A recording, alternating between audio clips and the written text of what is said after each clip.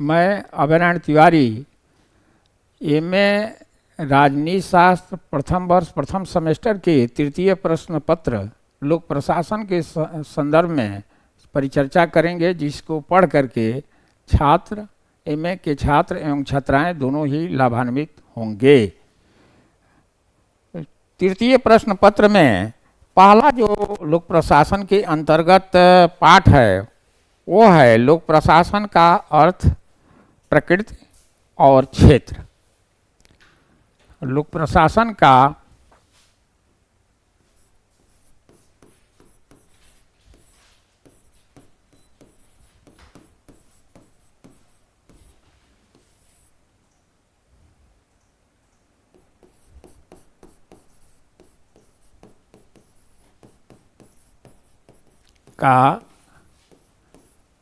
अर्थ,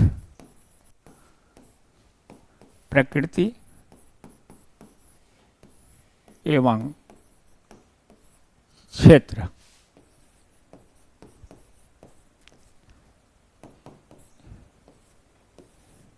इसके संदर्भ में आज हम परिचर्चा करेंगे और प्रकाश डालेंगे।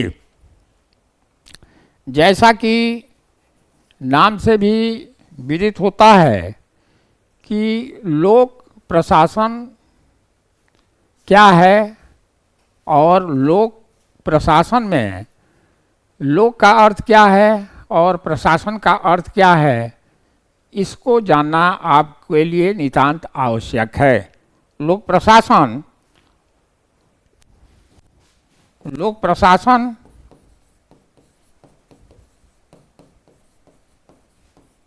दो शब्द से मिलकर बना है, लोक और प्रशासन।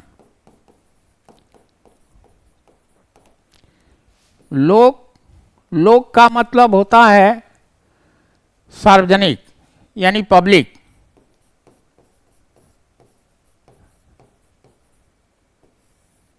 सार्वजनिक। और प्रशासन का मतलब होता है शासन में सहयोग करना। शासन में सहयोग करना, ये दोनों महत्वपूर्ण है। यानी सार्वजनिक कार्यों में हमें शासन करने के लिए, चाहे कोई भी सरकार, किसी भी प्रकार की सरकार हो, उसके जो भी क्रियाकलाप है, कार्य को संपादित करने के लिए आवश्यक जो लोग हैं वो उस कार्य को संपादित करते हैं और प्रशासनिक कार्यों को संभालते हैं, देखते हैं, और उनके कार्य को ही प्रशासन कहा जाता है। लोक प्रशासन के संदर्भ में परिभाषा बहुत महत्वपूर्ण है कि लोक प्रशासन किसे कहते हैं। संकुचित अर्थ में देखा जाए तो सरकारी कार्यों को संपादित करने वाला जो भी कार्य है वही लोक प्रशासन के अंतर्गत आता है। व्यापक दृष्टि से देखा जाए तो लोक प्रशासन के अंतर्गत उन कार्यों को सम्मिलित किया जाता है जो सरकार द्वारा निर्गत जो चीज़ें होती हैं वो करना ही पड़ता है। इसके अतिरिक्त जो अन्य कार्य जो समाज से रिलेटेड है, कंपनी से रिलेटेड है, किसी संस्था से रिलेटेड है, उस कार्य को भी लोक प्रशासन ही कहा जाता है। किंतु आने वाले समय में उसे हम लोक प्रशासन विषय के अंतर्गत नवीन लोक प्रशासन की बात करते हैं। नवीन लोक प्रशासन, नवीन लोक प्रशासन। लोक प्रशासन का हम अगर अर्थ देखें तो केवल सरकारी सेवा में रह करके जो व्यक्ति कार्य को संपादित करता है वही कार्य लोक प्रशासन के अंतर्गत आता है, वही पब्लिक एडमिनिस्ट्रेशन के अंतर्गत आता है। जो पब्लिक के लिए, सरकार के लिए अधिकारी या कर्मचारी गण रखे जाते हैं, जो कार्य को क्रियान्वित करते हैं, उन्हीं के कार्य को लोक प्रशासन कहा जाता है। लेकिन हम देखते हैं कि आगे चल कर के एक नवीन लोक प्रशासन का कंसेप्ट आया कि अगर कंपनी में कोई कार्य कर रहा है, चाहे वो निजी कंपनी हो तो या सरकारी कंपनी हो, तो उस प्रशासनिक कार्यों को हम किस नाम से जानेंगे, उसके लिए नवीन लोक प्रशासन का कंसेप्ट आया। और नवीन लोक प्रशासन का मतलब ही है कि इसमें निजी कार्यों को जो संपादित करने वाले लोग हैं, जो क्रियान्वित करने वाले लोग हैं, जो प्रशासनिक तौर पर आदेश देने वाले लोग हैं, या जो कार्य संपादित होता है, वो नवीन लोक प्रशासन के अंतर्गत आता है। तो ये नवीन लोक प्रशासन और लोक प्रशासन में थोड़ा सा अंतर ये है कि लोक प्रशासन शुद्ध रूप से सरकारी होता है,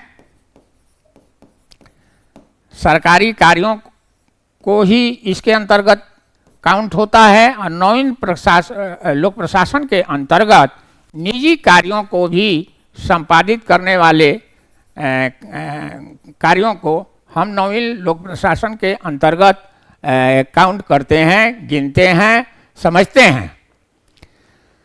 अब लोक प्रशासन की परिभाषा क्या है, लोक प्रशासन को हम कैसे परिभाषित करेंगे, इसके लिए अलग अलग विद्वान अलग अलग तरीके से परिभाषित किए हैं। पहला जो परिभाषा है वो बिलोबी का है। बिलोबी ने लिखा है और अपने किताब में, पुस्तक में, कि लोक प्रशासन का कार्य उस कार्यों को संपादित करने वाला होता है जो सरकारी कार्य संपादित होते हैं, वही कार्य लोक प्रशासन कहलाता है। यानी सरकारी कार्य को संपादित किया जाता है, उन्हीं कार्यों को लोक प्रशासन उन्होंने कहा है। इसके अलावा एल डी व्हाइट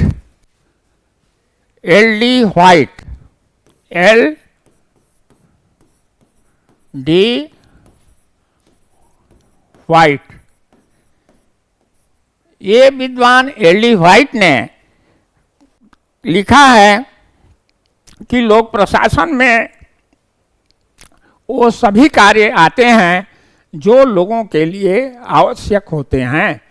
यानी जो भी लोगों की सेवा के लिए कार्य संपादित किया जाता है, वह कार्य लोक प्रशासन मानते हैं। कौन? L D white. बिलोबी ने केवल सरकारी कार्यों को संपादित करने वाला, एल डी व्हाइट ने लोगों के लिए सारे कार्यों को माना है जो लोगों को आवश्यक है। इसके अलावा वुडरो विल्सन एक विद्वान है। इन्होंने वुडरो विल्सन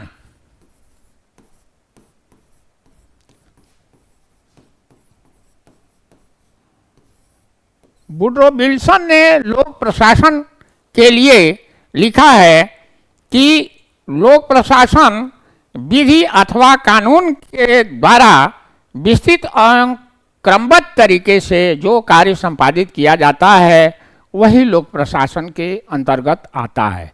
यानी विल्सन ने विधि और कानून से जोड़ा है लोक प्रशासन को, विधि एवं कानून से। जो कानून में उल्लेख है, जो कानूनी तौर पर एनालिसिस है, जो संवैधानिक है, उसी कार्यों को उन्होंने लोक प्रशासन नाम दिया है। इसके अलावा साइमन एक विद्वान है। उन्होंने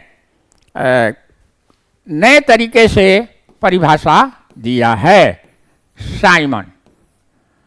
साइमन ने लिखा है कि लोक प्रशासन का अभिप्राय उन क्रियाओं से है जो केंद्रीय सरकार, राज्य सरकार एवं स्थानीय सरकारों की कार्यपालिका शाखा कार्य को संपादित करती है।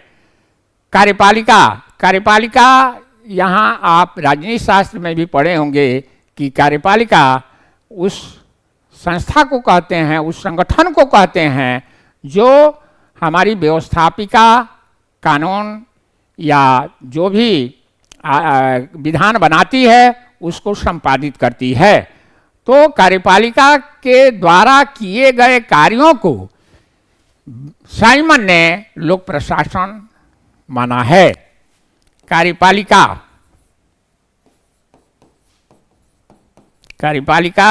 द्वारा किए कार्य को इन्होंने लोक प्रशासन माना है। कौन? साइमन ने। अब यहाँ पर थोड़ा सा कार्यपालिका की बात होती है, तो कार्यपालिका के बारे में पहले से आप जानते हैं कार्यपालिका क्या है और कार्यपालिका कितने प्रकार की होती है, ये बीए में भी बताया गया है और तुलनात्मक राजनीति का जो पेपर पढ़ेंगे उसमें भी पढ़ाया जाएगा, समझाया जाएगा। थोड़ा सा लोक प्रशासन में ये भी चीज़ें हैं, तो वर्णन कर दे रहे हैं। कार्यपालिका दो प्रकार की होती है, नाम मात्र की कार्यपालिका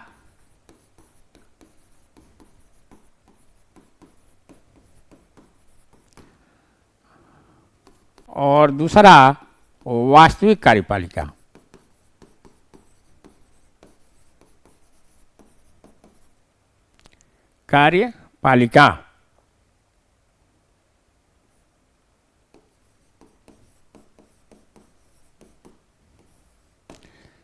नाम मात्र की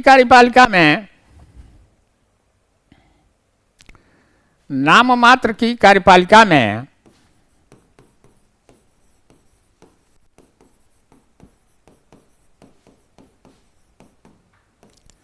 में राष्ट्रपति किसी राज्य का राजा, सुल्तान, इन लोगों का जो कार्य होता है वो नाम मात्र की कार्यपालिका में आता है। जैसे भारत का राष्ट्रपति नाम मात्र की कार्यपालिका है, क्योंकि ये नाम मात्र का कार्य करते हैं।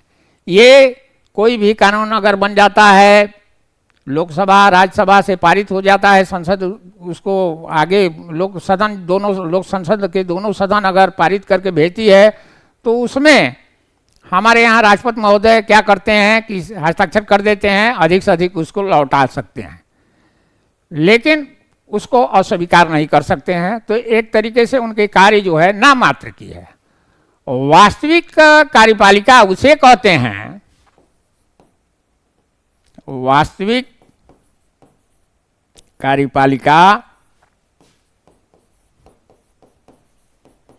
उसे कहते हैं जो वास्तविक रूप से कार्य को संपादित करते हैं। तो वास्तविक कार्यपालिका में हमारे यहाँ प्रधानमंत्री, मंत्री, आईएएस अधिकारी,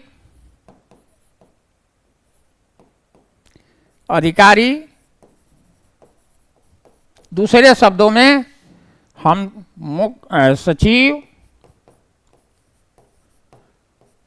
से पहले मुख्य सचिव होता है, मुख्य सचिव को भी गिन लीजिए, मुख्य सचिव, संयुक्त सचिव,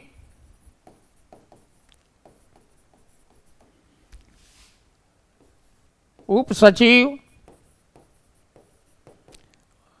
अनुभाग अधिकारी,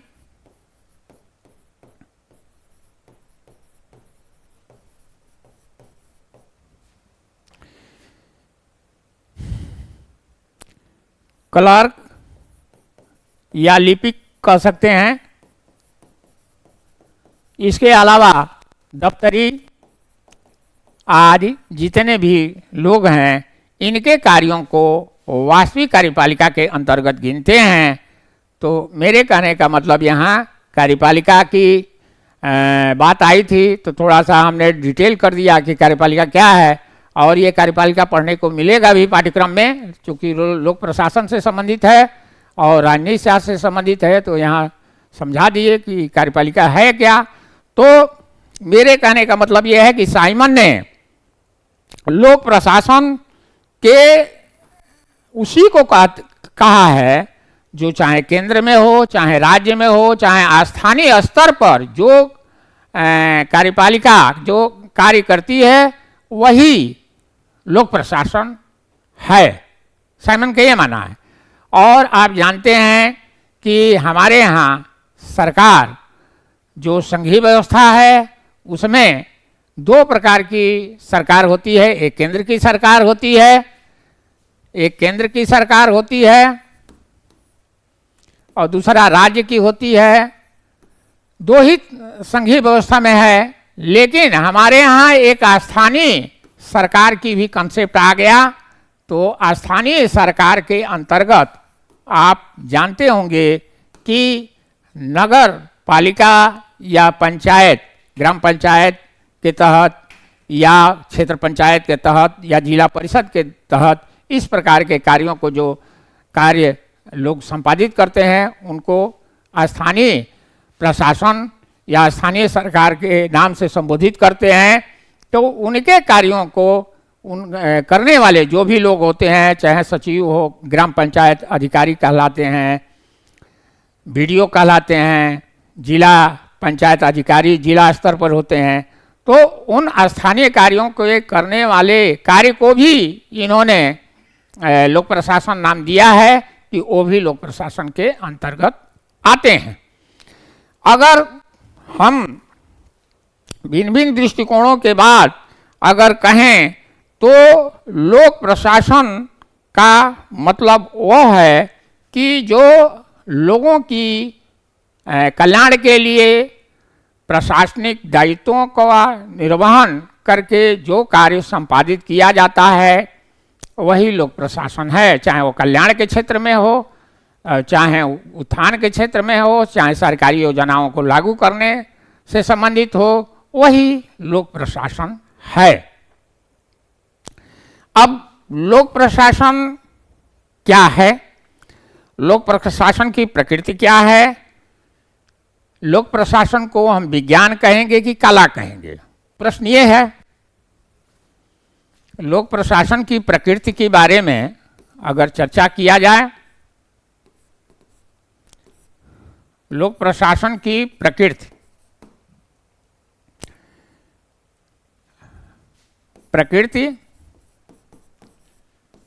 व क्षेत्र, तो प्रकृति के अंतर्गत ये बात होती है कि लोक प्रशासन कला है अथवा विज्ञान।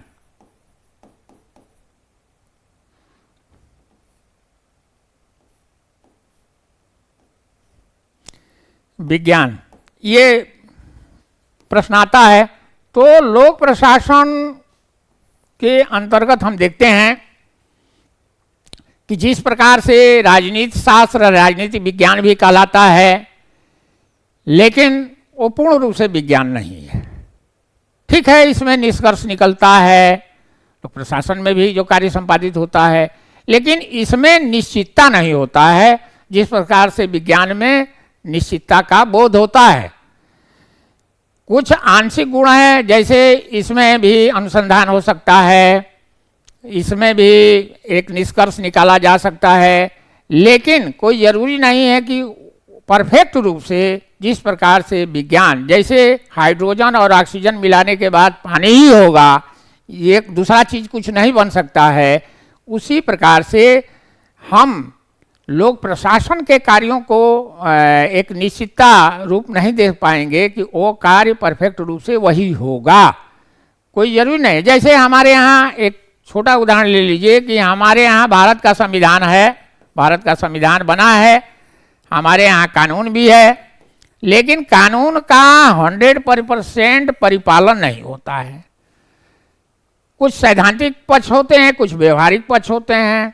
बहुत से कानून, बहुत से मामले ऐसे संज्ञान में आते हैं जिसको जज जो है अपने विवेक का, अधिकार का प्रयोग करके निर्णय देता है। तो हम कहें तो आंशिक रूप से ये विज्ञान है और आंशिक रूप से ये कला है, यानी विज्ञान और कला दोनों ही है, क्योंकि इसमें निश्चितता के अलावा थोड़ा संभावना भी रहती है कि ये कार्य होगा कि नहीं होगा। तो लोक प्रशासन के प्रकृति के बारे में हम कहें तो लोक प्रशासन विज्ञान और कला दोनों है। लोक प्रशासन को अच्छी तरीके से लूथर गुलिक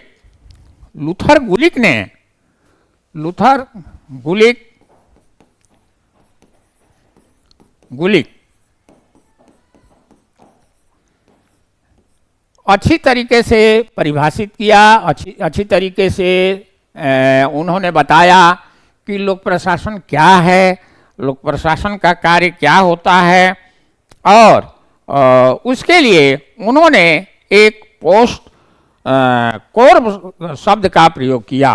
पोस्ट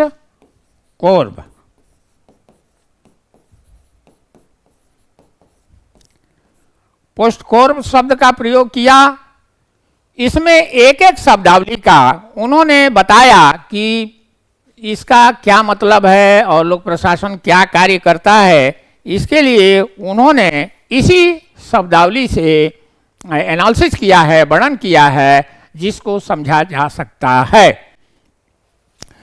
तो पोस्ट कोड को उन्होंने जिस प्रकार से परिभाषित किया है और जिस प्रकार से बताया है, इसको इंग्लिश में आप इस प्रकार उनके शब्दावली को समझाया जा सकता है।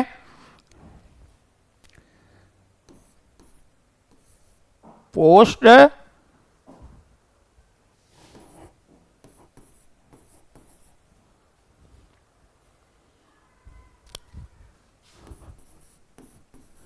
कोड, ये पोस्ट कोड है। इसी शब्दावली के तहत पूरे लोक प्रशासन के कार्य क्षेत्र को उन्होंने बता रखा है कि यही कार्य वो करते हैं, और एक एक शब्द को उन्होंने इसके लिए समझाया है। पी से उन्होंने बताया है प्लानिंग होता है, मीनिंग पी से प्लानिंग। प्लान का मतलब जानते ही हैं, योजना बनाना। योजना बनाना होता है कि कोई भी कार्य करना है, जैसे कहीं बाढ़ आया है तो बाढ़ की रोकथाम के लिए किस प्रकार से कार्य किया जाए, ये योजना लोक प्रशासन करता है। और इसको प्लानिंग के लिए पी फॉर प्लानिंग, यानी योजना बनाना।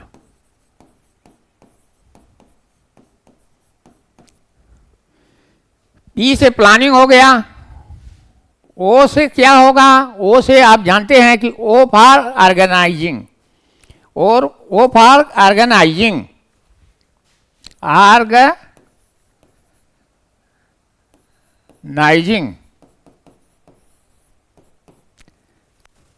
ऑर्गेनाइजिंग का मतलब आप जानते ही हैं कि संगठन बनाना।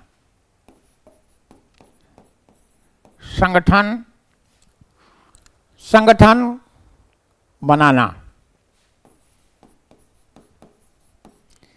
कहने का मतलब लोक प्रशासक जो होते हैं उनमें एक संगठन होती है, एक पदसोपान के गुण होते हैं। मुख्य सचिव या उसके ऊपर जो भी टॉप में होते हैं, वो जो आदेशित करता है, प्रधानमंत्री जो आदेशित करता है उसका उनका प्रधान सचिव मानता है। प्रधान सचिव के नीचे जो सचिव हैं वो मानते हैं, संयुक्त सचिव होते हैं वो मानते हैं, और उप सचिव मानते हैं। और धीरे धीरे प्रशासनिक अधिकारी, अनुभाग अधिकारी, क्लर्क और चपरासी या दफ्तरी जो भी लोग हैं उस कार्य को अंतिम रूप से क्रियान्वित करते हैं। S for staffing, S for staffing, S का मतलब होता है स्टाफिंग।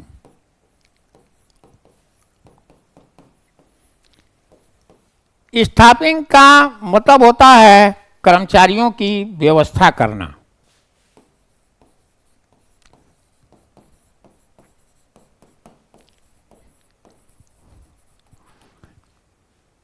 लोक प्रशासन के अंतर्गत लोक प्रशासन का जो कार्य करते हैं उनके कर्मचारी भी होते हैं, तो यानी उसका उनका एक स्टाफ भी होता है।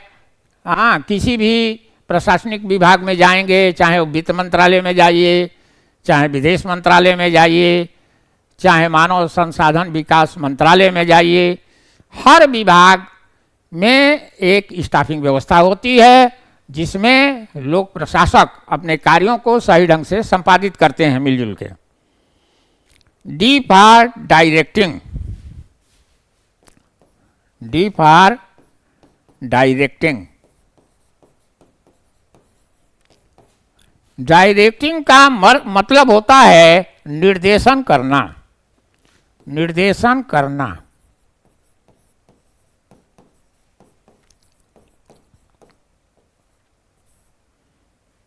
निर्देशन करना, लोक प्रशासन आईएएस बताता है, आदेश देता है, कलेक्टर जिला कलेक्टर जिले का मालिक होता है, वो आदेश देगा एसडीएम को, सब डिस्ट्रिक्ट मजिस्ट्रेट को, और जो आदेश देता है, जो डायरेक्शन देता है, उसके अनुरूप वो कार्य संपादित करते हैं। तो लोक प्रशासन जो है एक निर्देशन के आधार पर कार्य को करता है। फिर सीओ, सीओ का मतलब होता है कोऑर्डिनेशन।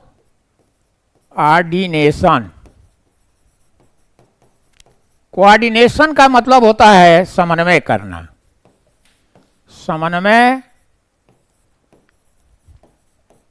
करना। समन्वय का गुण लोक प्रशासन के अंतर्गत आता है।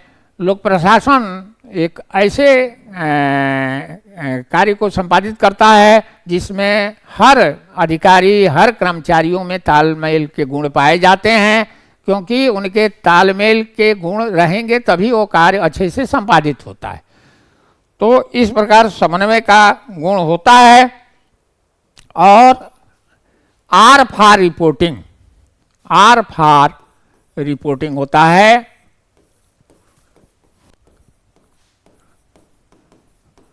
रिपोर्टिंग का मतलब होता है प्रतिवेदन देना।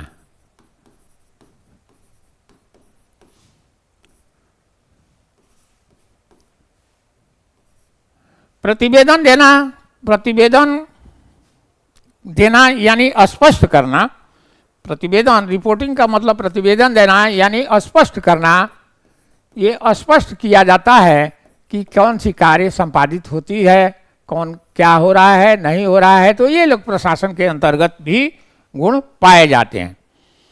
और लास्ट में लोक प्रशासन का कार्य क्या है? बडगेटिंग, बडगेटिंग। बडगेटिंग, बडगेटिंग का मतलब ही है बजट तैयार करना।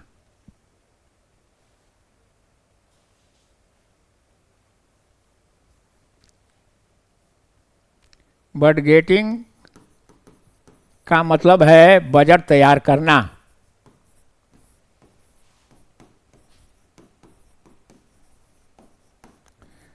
बजट तैयार करने का कार्य भी लोक प्रशासन के द्वारा ही संपादित होता है।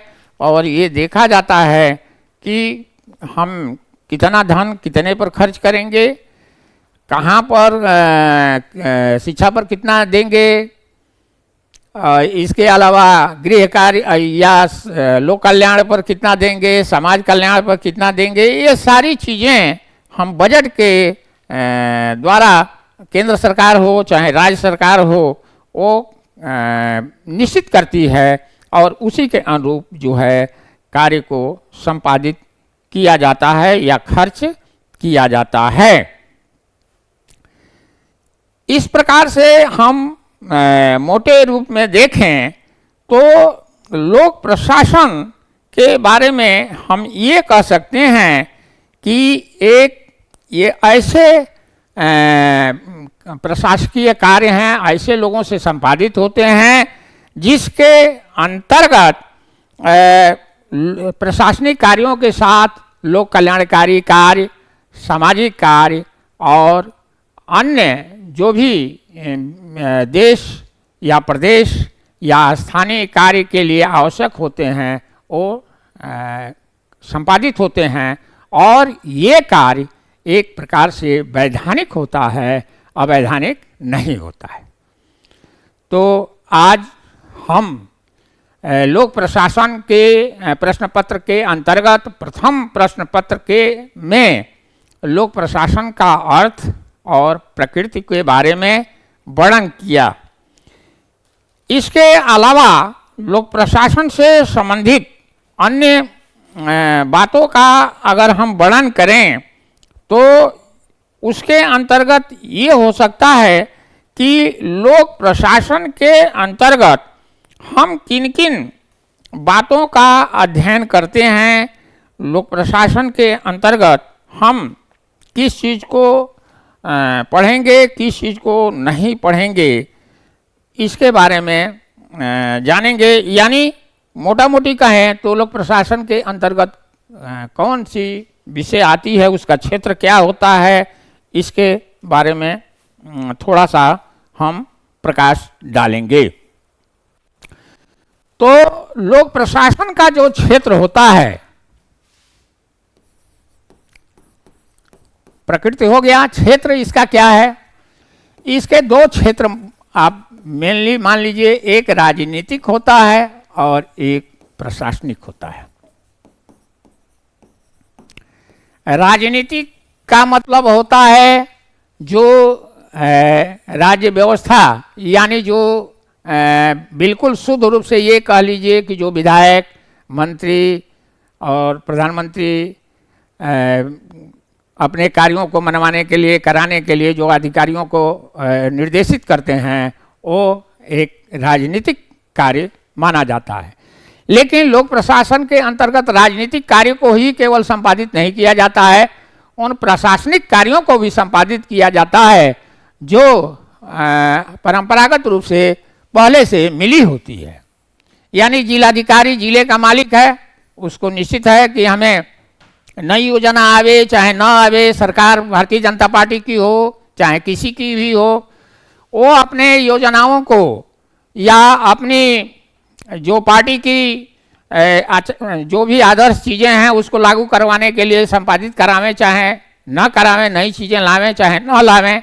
लेकिन वैधानिक रूप से लोक प्रशासन को ये मिला है कि हमें जिलाधिकारी कोई बनेगा तो क्या करेगा, उसका कार्य क्या होगा, उसके क्षेत्र मिले हैं, उसके कर्तव्य मिले हैं। इसके अलावा सचिव को भी ये कर्तव्य मिला है, उप सचिव को भी मिला है, प्रशासनिक अधिकारी को भी मिला है, लिपिक को भी मिला है, चपरासी को भी मिला है कि उसको उसका कार्य क्या है। तो लोक प्रशासन का जो क्षेत्र है वो राजनीतिक और प्रशासनिक दोनों ही है। इसके अलावा हम एक नया एक कंसेप्ट जोड़ें तो ये भी हो सकता है कि लोक प्रशासन के अंतर्गत हम नवीन लोक प्रशासन की जो बात कहे हैं, यानी निजी कार्यों को जो संपादित करने की बात कह रहे हैं, वो भी प्रशासन के अंतर्गत ही आएगा, लोक प्रशासन के ही अंतर्गत आएगा। ये नया कंसेप्ट अब उभरा है।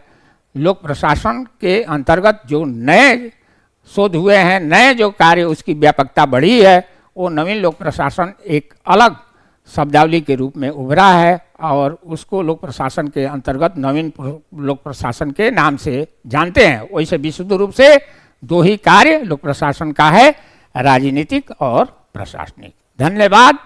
आज यहीं तक। अब नेक्स्ट दिन दूसरे टॉपिक पर हम परिचर्चा करेंगे, जिसे सुन करके आप लाभान्वित होंगे, और टॉपिक का नाम है लोक प्रशासन सिद्धांत। धन्यवाद। जय हिंद, जय भारत।